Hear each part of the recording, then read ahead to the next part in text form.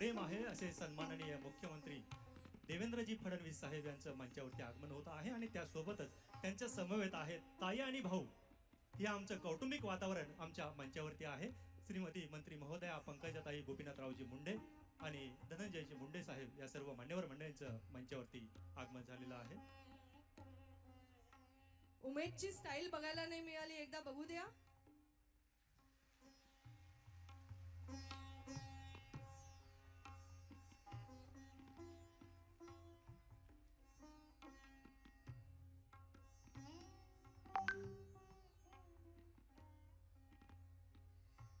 व्यासपीठावरील मान्यवरांचं मनपूर्वक स्वागत. मी विनंती करते की आता आपलं राष्ट्रगीत आणि राज्यगीत हे सादर व्हावं.